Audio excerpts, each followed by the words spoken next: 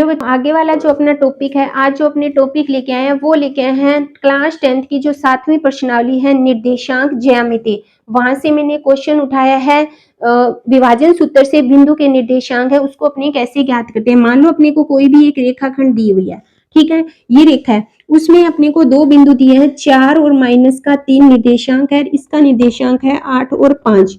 अब क्वेश्चन में कहा उस बिंदु का निर्देशांक ज्ञात करो जो बिंदु 4 -3 और 8 और 5 को 3:1 में विभाजित करता है। मतलब इस रेखा को 3:1 में विभाजित करता है, मतलब इधर 3 हिस्सा है और इधर 1 हिस्सा है, ठीक है, यानी 3:1 में विभाजित करता है। तो यहाँ पे जो बिंदु होगा ना, उस बिंदु का अपने को क्या करना है, निर्देशांक है वो ज्ञात करना है। तो इसको कैसे ज्ञात करेंगे, जब भी देखो ये हमेशा फर्स्ट बिंदु है x1 y1 होता है, ये x2 y2 होता है, जो अनुपात होता है वो m1 अनुपात m2 होता है। यहाँ पे जो अपने बिंदु ज्ञात करेंगे ना वो करेंगे x और y, ठीक है।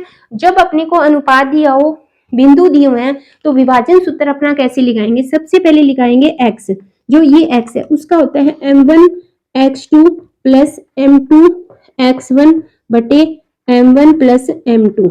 इसी तरह जब अगर मैं y की बात करूं तो m1 y2 plus m2 y1 बटे m1 प्लस m2, ठीक है बच्चों। जब अपने x ज्ञात करेंगे तो इसमें जो मान रखेंगे वो x के रखेंगे, उसी तरह जब अपने y ज्ञात करेंगे तो उसमें जो मान रखेंगे वो y के करेंगे। अब मैंने यहाँ से मान रख लिया x इक्वल टू m1 कितना है 3 है, 3 इंटू x2 कितना है 8 है, प्लस m2 है 1 और x1 है 4 बटे इन दोनों का योग कितना है 4 है। तो x इक्वल टू कितना हुआ 24 प्लस 4 बटे 4 यानी 28 बटे 4, तो कितना आया 7, यानी x का मान कितना आ गया अपना 7 आ गया, यानी x बिंदु पर जो निर्देशांक है वो 7 है, ठीक है, यानी भुज कितनी आ गई अपनी 7। उसके बाद अगर मैं y की बात करूं तो m1 कितना है 1 into y2 5 plus m2 1 into y1 -3 और बटे इनका योग कितना है 4, तो कितना हुआ 5 - 3 बटे 4, तो यानी y का मान है 2 बटे 4, यानी कितना हुआ 1 बटे 2, ठीक है।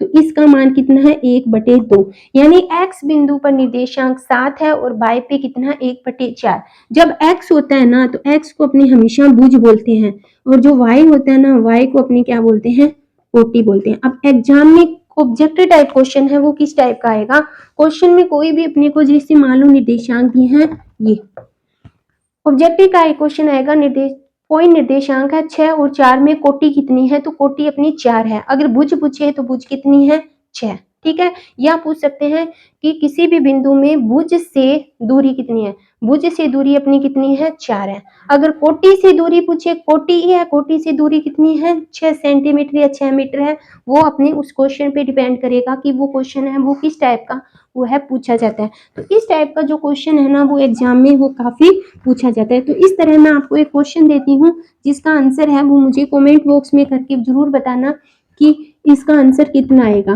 मान लो यहाँ पे 4 और -3 है और यहाँ पे 3 और 5 है और इस अनुपात को उसने 2:3 में विभाजित किया, तो इस बिंदु का निर्देशांक है वो अपने कैसे ज्ञात करेंगे। सेम क्वेश्चन होगा, यहाँ से लेके यहाँ तक है, 4 और -3 है और ये है 3 और 5।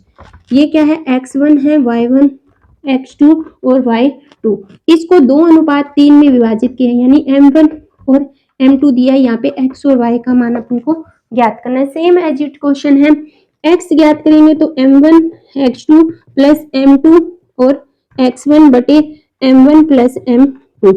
m1 कितना है अपना 2, x2 कितना है 3 प्लस m2 कितना है 3 और x1 कितना है 4, दोनों का योग कितना हो गया 5, तो कितना हुआ 6 प्लस 12 और ये हो गया 5, तो कितना हो गया 18 बटे 5। बटे में तो अपने जब भी निर्देशांक वाली प्रश्नावली उसमें पॉइंट्स में आंसर नहीं निकालेंगे, जो भी निकालेंगे अपने बिन में निकाल सकते हैं। इसी तरह y का ज्ञात करेंगे तो m1 y2 plus m2 y1 बटे m1 प्लस m2, तो y1 का मान कितना है 2 इंटू 5 और प्लस